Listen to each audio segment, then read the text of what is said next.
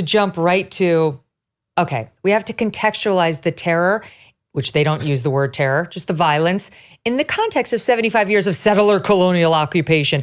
Oh, tell us, what side are you on? It's hard for us to glean. They go on to say, as educators, it's our duty to stand by the principles of critical inquiry and learning.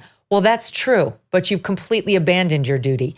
To hold the university as a space for conversation that foregrounds historical truths.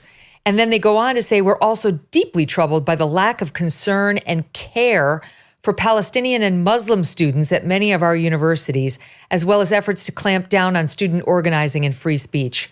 Leave the Students for Justice for Palestine students alone. Leave them alone. Let them go out there and chant that Israel has no right to exist, or kill the Jews, or gas the Jews, or whatever happens to be the slogan du jour. They're the ones who are the real victims. Just ask Karine Jean-Pierre. So these people, you're right. They have access to our kids at all of these elite universities. Bill Ayers founded Weather Underground, who you mentioned. He's at University of Illinois. His wife, Bernadine Dorn, she was on the FBI's 10 Most Wanted. She's at Northwestern Law School. You're right. They got into these universities and we mocked them and we kind of scoffed at it. Like, this is absurd. And yet they're creating their own new terror adjacent network.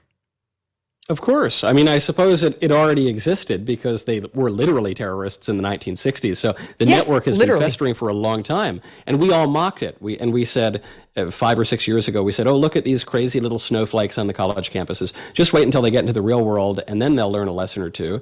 And that didn't happen. They taught us all a lesson or two. They taught us all a lesson about political power. Where these sociology professors who support terrorism give away the game, though, is just after the justification, because they say, well, we oppose colonialism and settlements, and the implication is they oppose the establishment of the State of Israel.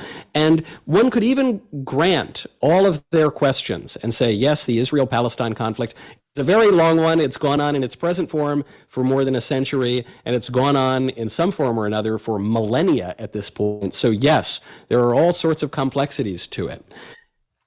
In no circumstance, justified by none of those complexities, can one attack civilians and commit acts of terrorism and rape, kill, pillage, and burn innocent people. If one wants to make an argument that the Palestinians are entitled to some form of war or some form of state or whatever, then in order to make any argument at all, you have to subject that argument to reason. And fortunately, we in the West have something called just war theory, and it dates all the way back to antiquity. It goes back to Cicero, perhaps even further back, and it's developed by people like St. Thomas Aquinas and many great thinkers since then. And it means that there are certain criteria that must exist in order to justify, one, going to war, and two, conducting war. And those are related but distinct fields. And one can think about it and have a discussion about it and make sure that you dot your T's and cross your I's while you are engaging in war. And there is no argument whatsoever, according to any ethical or moral view, that would justify acts of terrorism against civilians. Now, have these sociologists ever even considered just war? Have they ever read a serious philosopher in their lives? Probably not. But it just shows you how hollow the university has become, because they dress up their arguments in all this fancy jargon with their nice little hats and diplomas and university robes from the ivory tower, but it's all completely absent any actual intellectual rigor or tradition. It is nothing but a facade for their naked, appetitive political interests to bludgeon the people that they consider to be their enemies. And then they'll go and sip high tea afterwards in Harvard Yard. But it's all a farce for the most ruthless, brutal, thuggish kind of behavior that one could expect.